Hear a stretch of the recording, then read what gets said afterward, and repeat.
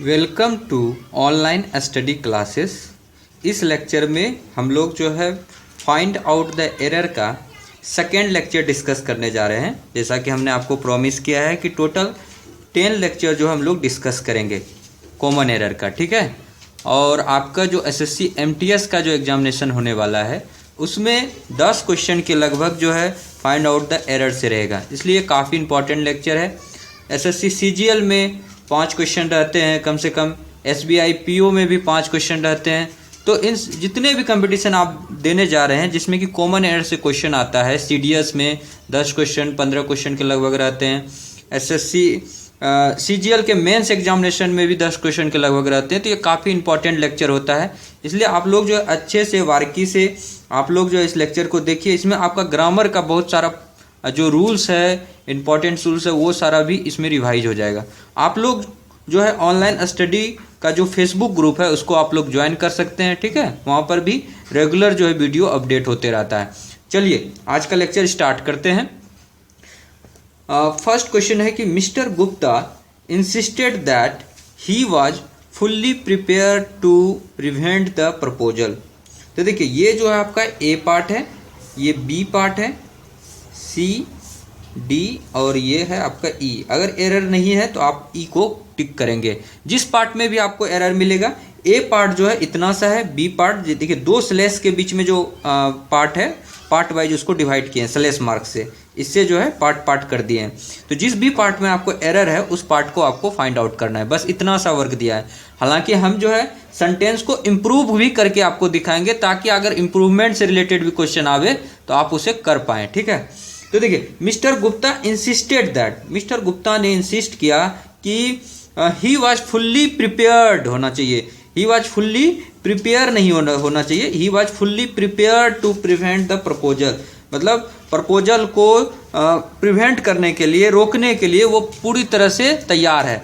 तो देखिए इसका ये जो है ही का जो है ये प्रिपेयर्ड जो है आपका क्या कर रहा है कि उसका थोड़ा विशेषता उसमें डाल रहा है। ही वॉज फुल्ली प्रिपेयर्ड, वो पूरी तरह से तैयार है। तो देखिए यहाँ पर क्या होगा, यहाँ पे फुल्ली प्रिपेयर्ड होगा, प्रिपेयर नहीं होगा, ये क्या होगा, ही वॉज फुल्ली प्रिपेयर्ड होना चाहिए, ठीक है। तो यहाँ पर प्रिपेयर्ड का प्रयोग होगा, ठीक है। तो ये एडजेक्टिव का कह सकते हैं कि आप काम कर रहा है। तो जब एडजेक्टिव के रूप में जब काम करता है तो कौन काम करता है एडजेक्टिव के रूप में, तो पास्ट पार्टिसिपल। जब पास्ट पार्टिसिपल जो है वर्ब के रूप में भी काम करता है, मतलब वर्ब का तीसरा रूप जो है, वर्ब का जो तीसरा रूप है वो 2 काम करता है। एक तो वर्ब का काम करता ही है, दूसरा जो है एडजेक्टिव का भी काम करता है। तो यहाँ पर जो है वर्ब का तीसरा रूप का जो हम लोग इस्तेमाल किए हैं वो जो है आपका क्या कर रहा है, एडजेक्टिव का काम कर रहा है, ठीक है। तो मिस्टर गुप्ता का ही का जो है ये विशेषता बता रहा है प्रिपेयर्ड की, वो पूरी तरह से तैयार है, ही वॉज फुल्ली प्रिपेयर्ड, ठीक है।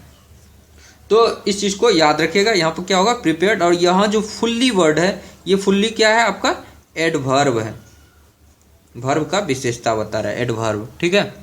चलिए इसमें क्या है, यहाँ पर एरर था, प्रिपेयर्ड कर दीजिएगा तो सही हो जाएगा। All the documents have been destroyed in the fire which occurred last month. कहता है कि पिछले महीना जो आग लगी उसमें जो है सारे डॉक्यूमेंट्स जो है क्या हो गए, ख़त्म हो गए, डिस्ट्रॉय हो गए। तो देखिए यहाँ पर अगर देखा जाए तो कहाँ की बात कर रहे हैं ये लोग, लास्ट महीने की बात कर रहे हैं, पिछले महीने की बात। मतलब ये जो घटना घटी है ये घटना पिछले महीने घटी है, मतलब पास्ट में ये घटना घटी है। जब पास्ट में घटी है तो हमारा जो सेंटेंस का स्ट्रक्चर होना चाहिए वो भी क्या होना चाहिए, पास्ट में होना चाहिए। तो आपका किस में होता है, जब पास्ट की किसी घटना का हम लोग जिक्र करते हैं तो वो हम लोगों का किस में होता है, सिंपल पास्ट में होता है। तो जब सिंपल पास्ट में होता है तो यहाँ पर देखिए ये तो प्रेजेंट टेंस का स्ट्रक्चर है, हैव बीन। हैव बीन क्या है आपका प्रेजेंट टेंस का एक स्ट्रक्चर है। तो यहाँ पर हैव बीन नहीं होगा, हैव बीन नहीं होगा, ये जो है हैव बीन गलत है।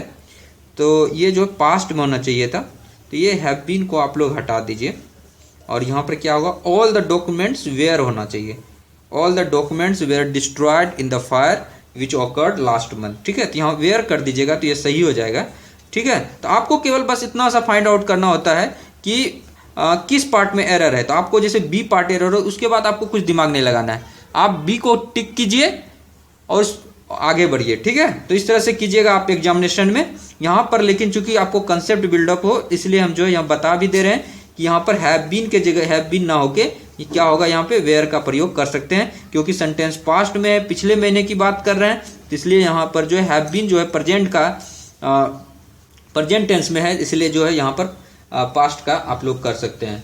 चलिए नेक्स्ट चलते हैं। On his next official visit, कह रहा है कि on his next official visit to Delhi he plans to visit his old colleges, ठीक है, नो एरर। देखिए विजिट करने का प्लानिंग किया जा रहा है। विजिट कब करना है? On his next official visit to Delhi, मतलब विजिट जो है फ्यूचर में करना है, लेकिन प्लानिंग कब हो रहा है? प्लानिंग प्रेजेंट में हो रहा है। प्रेजेंट में कर रहे हैं ना हम लोग, प्लानिंग प्रेजेंट में किया जा रहा है, और विजिट क्या करना है उसको? नेक्स्ट ऑफिशियल विजिट, मतलब विजिट जो है फ्यूचर में होगा। तो जब ऐसा हो केसेस कि जब कार्य जो है फ्यूचर में हो और प्लानिंग अगर प्रेजेंट में हो, तो उस केसेस में हम लोग क्या करते हैं कि हम लोग आप लोग प्रेजेंट कंटिन्यूअस टेंस का इस्तेमाल करेंगे। तो ही प्लान्स नहीं होगा यहाँ पे, प्लान्स नहीं, ही इज प्लानिंग, वो प्लानिंग कर रहा है ना, ही इज प्लानिंग होगा। तो ये जो है प्रेजेंट कंटिन्यूअस टेंस में इसका यूजेज होगा, ठीक है। तो प्लानिंग अभी हो रहा है, विजिट नेक्स्ट मंथ करना है। तो on his next official visit to Delhi he is planning to visit his old colleges, ये एकदम सही सेंटेंस हो जाएगा। चलिए नेक्स्ट चलते हैं। Sunil refuse to admit that he did not know what to operate the new machine, ठीक है। व्हाट टू ऑपरेट होता है क्या? हाउ टू ऑपरेट होता है, मतलब मशीन को कैसे ऑपरेट किया जाए, मशीन को चलाने का एक तरीका बता रहा है। तो मशीन को जब चलाने का तरीका बता रहा है तो कैसे क्या होता है कि व्हाट टू ऑपरेट नहीं होता है, मतलब हाउ टू ऑपरेट। जैसे कि लिखते हैं ना how to prepare for SSC CGL, what to prepare for SSC CGL लिखते हैं क्या? हाउ टू प्रिपेयर मतलब आप कैसे तैयारी करेंगे। तो उसी तरह हाउ टू ऑपरेट, कैसे आप चलाएंगे। तो मशीन का एक चलाने का तरीका जो होता है उसके लिए हम लोग क्या कहते हैं? हाउ टू ऑपरेट बोलते हैं। हाउ टू प्रिपेयर, कैसे तैयारी किया जाए, तो हाउ टू प्रिपेयर होता है, हाउ टू ऑपरेट होता है। यहाँ व्हाट टू ऑपरेट जो है ये व्हाट नहीं होगा, यहाँ पर क्या होगा? हाउ का प्रयोग होगा। तो यहाँ क्या हो जाएगा सही sentence? Sunil refuse to admit that he did not know how to operate the new machine. Sunil ने अस्वीकार किया, रिफ्यूज टू एडमिट दैट, कि वो नहीं जानता है ऑपरेट करने के लिए नए मशीन को, ठीक है। आपको देखिए मीनिंग, बहुत सारे बच्चे जो एग्जामिनेशन में क्या करते हैं, पूरा एग्जैक्टली मीनिंग निकालने के चक्कर में जो है क्वेश्चन छोड़ के आ जाते हैं। उसे लगता है कि इसका जो है मीनिंग मुझे नहीं आता है इस सेंटेंस का अच्छे से, इसलिए जो है हमसे ये कॉमन एरर का प्रॉब्लम सॉल्व नहीं होगा। ऐसा आपको नहीं सोचना है, क्योंकि देखिए आपसे मीनिंग नहीं पूछा जा रहा है। आपको अगर 50% भी मीनिंग समझ में आता है ठीक है, रफ एक आइडिया होना चाहिए। देखिए पैसेज भी जो बच्चे पढ़ते हैं कोई जरूरत नहीं है एग्जैक्टली आपको मीनिंग में जाने पर, क्योंकि मीनिंग पूछा ही नहीं जा रहा है। पैसेज का भी मीनिंग नहीं पूछा जाता है, यहाँ कॉमन एरर का जो सेंटेंसेस रहता है उसका भी पूरा मीनिंग निकालने का कोई जरूरत नहीं है एग्जैक्टली। आप 50% भी अगर मीनिंग समझ रहे हैं क्या कहना चाह रहा है, तो उससे जो आपको अनुमान लगा लेना है कि क्या इस सेंटेंस में होगा। मतलब एक प्रकार से कहिए कि आपको टोन पता करना होता है कि सेंटेंस कहना क्या चाह रहा है, निगेटिव में है सेंटेंस या पॉजिटिव में है, किस तरह का सेंटेंस का टोन है, ये पता करना होता है। बस इतना सा अगर पता कर लेते हैं आप लोग तो काफ़ी है वो सेंटेंस को सॉल्व करने के लिए। जैसे देखिए यहाँ पर जो है आपको अगर मीनिंग नहीं भी पता है उतना अच्छे से, लेकिन व्हाट टू ऑपरेट तो नहीं होता है ना, हाउ टू ऑपरेट होता है, मतलब आप कैसे उसका ऑपरेट करें। तो इस तरह से जो है आप लोग आसानी से क्रैक कर सकते हैं क्वेश्चन को बहुत जल्दी से। There has been a fall from the profits of our company recently, कहता है कि जो कंपनी का जो प्रॉफिट है उसमें फॉल आया है, उसमें गिरावट आई है। तो देखिए फॉल फ्रॉम, देखिए फॉल फ्रॉम जो होता है कहीं से भी, अगर फॉल फ्रॉम समथिंग होता है, कहीं से आप लोग गिरते हैं, जैसे छत पर से गिर जाते हैं नीचे, तो क्या हुआ, किसी चीज से गिरना, छत पर से गिरना, कुर्सी पर से गिरना, टेबल पर से गिरना, तो क्या होता है फॉल फ्रॉम समथिंग, मतलब कहीं से आप गिर रहे हैं तो वहां पर फॉल फ्रॉम आता है। लेकिन अगर किसी चीज में गिरावट आई है, अगर किसी चीज में गिरावट आई है तो वहां पर हम लोग लिखते हैं फॉल इन। फॉल इन मतलब उसमें जो है फॉल इन आया, मतलब किसी चीज में गिरावट आया। तो देखिए यहाँ पे कंपनी के प्रॉफिट में गिरावट आया है, तो किस चीज में गिरावट आया, कंपनी के प्रॉफिट में गिरावट आया। जब किसी चीज में गिरावट आती है तो वहां फॉल फ्रॉम नहीं होता है, वहां पे क्या होता है फॉल इन होता है। तो यहाँ पर जो है इन का प्रयोग होगा। फॉल फ्रॉम कहाँ पर होता है? फॉल फ्रॉम समथिंग, किसी चीज से अगर आप गिरते हैं तब वहां पर फॉल फ्रॉम होता है। ठीक है, इस चीज को आप लोग समझ गए होंगे। तो यहाँ पर क्या होगा? फॉल इन, यहाँ पर लिख देते हैं फॉल इन मतलब क्या हुआ कि किसी चीज में गिरावट होना। कोई यहाँ पर लिख देते हैं किसी चीज में गिरावट होना। और फॉल फ्रॉम कहाँ यूज होता है? किसी चीज से गिरना, किसी चीज से गिरना। किसी भी चीज से अगर आप गिरते हैं तो वहां पर फॉल फ्रॉम का यूज कीजिएगा, लेकिन किसी चीज में गिरावट आ रही है उस चीज में तो फॉल इन होता है। ठीक है, यहाँ पर जो है प्रॉफिट में गिरावट आ रही है कंपनी का, इसलिए हम लोगों ने यहाँ पर फॉल फ्रॉम नहीं करके फॉल इन का प्रयोग किया है। ठीक है, नेक्स्ट क्वेश्चन चलना है। He has refused not to take the promotion all the he is eligible. उन्होंने जो है अस्वीकार कर लिया, अस्वीकार किया कि वो प्रमोशन नहीं लेगा, जबकि वो जो है उस चीज के लिए एलिजिबल है, वो जो है योग्य है उस प्रमोशन के लिए। देखिए, ही हैज रिफ्यूज्ड, रिफ्यूज का मतलब क्या होता है? अस्वीकार करना, किसी चीज के लिए मना करना, उस चीज को बोलते हैं रिफ्यूज। जब ये देखिए, रिफ्यूज अपने आप में एक निगेटिव वर्ड है। ठीक है, निगेटिव वर्ड है ना, क्योंकि उसका मतलब क्या हो रहा है? अस्वीकार करना। जब अस्वीकार करना इसका मतलब हो ही गया तो यहां पर नॉट का प्रयोग करना ये गलत माना जाएगा, क्योंकि ये वर्ड में ऑलरेडी नोट इंक्लूडेड है। नोट को अलग से लगाने का जरूरत नहीं है, इसका मतलब ही होता है अस्वीकार करना। अस्वीकार करना मतलब क्या हो गया कि इसमें मतलब नॉट इंक्लूडेड है, नॉट एक्सेप्टेड। रिफ्यूज मतलब क्या हुआ? नॉट एक्सेप्टेड, इसका मतलब नोट जो इसमें ऑलरेडी इंक्लूड है, तो अलग से आपको यहाँ पर नोट का प्रयोग करने का कोई भी जरूरत नहीं है। ऑलरेडी रिफ्यूज निगेटिव वर्ड है, तो यहाँ पर नोट का प्रयोग ये आपका गलत माना जाएगा। तो कौन कौन सा वर्ड है जिसमें कि ऑलरेडी जो है पहले से नोट वर्ड का इंक्लूडेड है, उसमें नोट लगाने का जरूरत नहीं है। अगर किसी ने नोट लगा कर दिया तो आपको एरर करवा रहा है, आपसे गलती करवा रहा है। वहां पर आपको सोचना है कि नोट का प्रयोग जो है वहां पर अनावश्यक है, मतलब उसका यूज नहीं होना चाहिए था। जैसे देखिए, रिफ्यूज है, डिनाय है, मना करना होता है ना, फॉरबिड, ये भी मना करने के सेंस में आता है, प्रोहिबिट और प्रिवेंट। ये सब वर्ड अगर आपको मिले तो आप लोग सोचिएगा कि इन सारे वर्ड में ऑलरेडी पहले से जो है नोट इंक्लूडेड है, मतलब इसके बाद जो है नोट का प्रयोग नहीं किया जाएगा। ठीक है, इसमें जो है नोट का जो भाव है वो ऑलरेडी पहले से ही इन सारी क्रियाओं में मौजूद है। तो यहां पर लिख देते हैं नोट का भाव मौजूद है। जब नोट का भाव मौजूद है इन सारी क्रियाओं में, रिफ्यूज में, डिनाय में, फॉरबिड में, प्रोहिबिट में, प्रिवेंट में, तो इसके बाद नोट का प्रयोग नहीं होगा। तो यहाँ पर रिफ्यूज के बाद नोट का प्रयोग गलत है। चलिए, the decision to open offices in Shimla were taken at the last board meeting. मतलब कहता है लास्ट जो बोर्ड मीटिंग हुआ उसमें ये निर्णय लिया गया कि जो ऑफिसेस है शिमला में खोला जाएगा। तो देखिए, the decision to open offices, देखिए इस तरह से आप लोग मतलब थोड़ा सा स्लो पढ़िएगा, कंसंट्रेट होकर पढ़िएगा, तो आपको जो दोबारा से पढ़ना नहीं पड़े, इस तरह से पढ़िए ताकि अगर छोटा मोटा एरर है तो जल्दी से फाइंड आउट हो जाए। जैसे इस केसेस में देखिए, the decision to open the offices in Shimla were, देखिए वेयर कहाँ प्रयोग, ये डिसीजन तो सिंगुलर है ना, डिसीजन थोड़े है, एक ही तो डिसीजन लिया गया, तो ये सिंगुलर है। सिंगुलर जब है तो इसके साथ भर भी तो सिंगुलर ही लगेगा। जब सब्जेक्ट मेरा सिंगुलर है तो भर भी सिंगुलर लगेगा। ये तो सब्जेक्ट वर्ब एग्रीमेंट में हम लोगों ने पढ़ा है। तो यहाँ पर क्या होगा कि सिंगुलर के साथ यहाँ पर जो है सिंगुलर वर्ब लगेगा, तो यहाँ पर क्या हो जाएगा, यहाँ पर क्या हो जाएगा, वाज हो जाएगा। तो वाज जो आपका सिंगुलर वर्ब है, तो डिसीजन के अनुसार से, सिंगुलर सब्जेक्ट के अनुसार से वर्ब मेरा सिंगुलर लगेगा। ठीक है, तो यहाँ पर वाज का प्रयोग कर लीजिएगा। We were so late then the meeting was almost over when he arrived, no error. देखिए, हम लोग क्या हुए, बहुत ज़्यादा लेट हो गए। मीटिंग वॉज ऑलमोस्ट ओवर मतलब मीटिंग जो है लगभग समाप्त हो गया। व्हेन ही अराइव्ड, जब वो आया।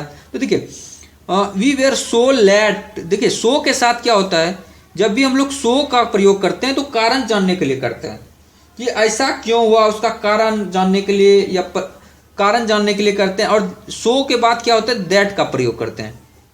परिणाम, दैट के बाद जो है परिणाम आता है कि क्यों ऐसा हुआ, तो उसका कारण या परिणाम को बताने के लिए हम लोग सो दैट का प्रयोग करते हैं। सो से क्या होता है, मुझे कारण पता चलता है, और दैट से उसका परिणाम पता चलता है। जैसे कि बोलते हैं ना, he is so weak that he can not walk, मतलब वो इतना बीमार है कि वो चल नहीं सकता है।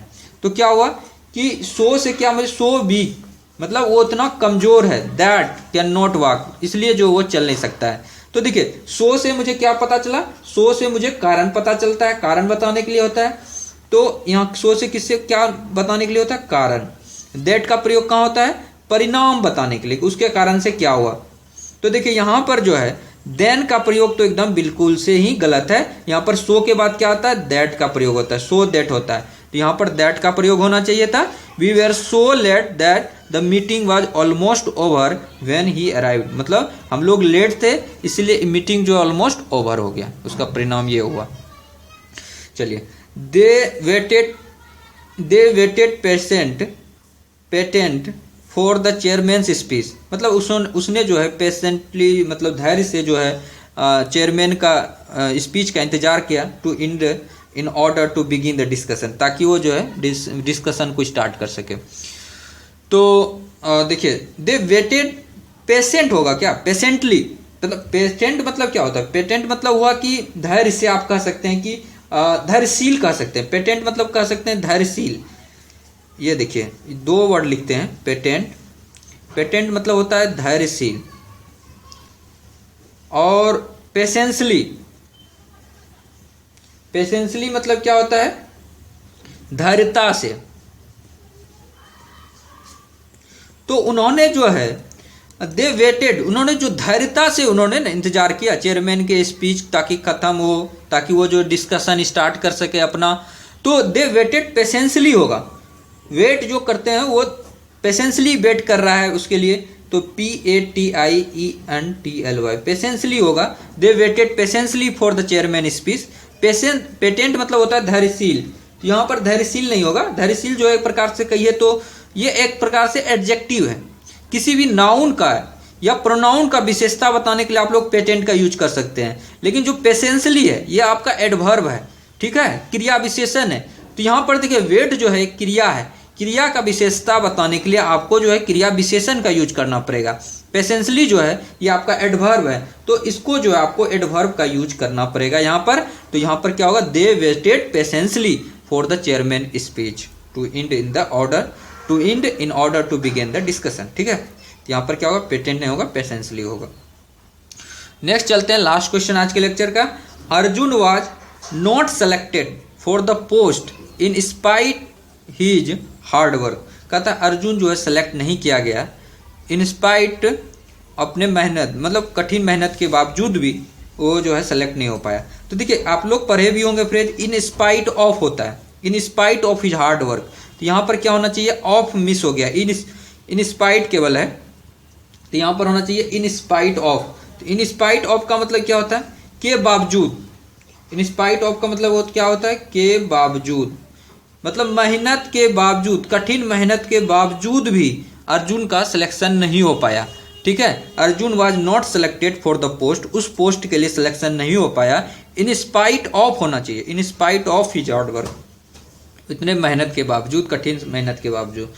तो आज का लेक्चर यहीं पर समाप्त करते हैं। अगर आपको ये लेक्चर अच्छा लगा तो आप लोग जो है शेयर जरूर कीजिए। जो लोग अभी तक ऑनलाइन स्टडी चैनल्स को सब्सक्राइब नहीं किए हैं वो लोग सब्सक्राइब कीजिए, ठीक है। प्लेलिस्ट पे बहुत सारे वीडियोज हैं, ठीक है। मैंने SSC MTS का जो इंपॉर्टेंट वीडियो का एक लिस्ट बनाया हुआ है, उन सारे वीडियोज को आप लोग एग्जाम में जाने से पहले जरूर एक बार देख लीजिए, ठीक है। CGL का भी हम तैयारी करा रहे हैं, CHSL का भी करा रहे हैं, MTS का भी करा रहे हैं, और इंग्लिश के लिए तो चाहे किसी भी कंपटीशन में आप जाइए, इंग्लिश का लगभग सारा वीडियोज आपको चैनल्स पर मिल जाएगा। तो उन सारे वीडियोज को आप प्लेलिस्ट में जाकर देखिए, ठीक है।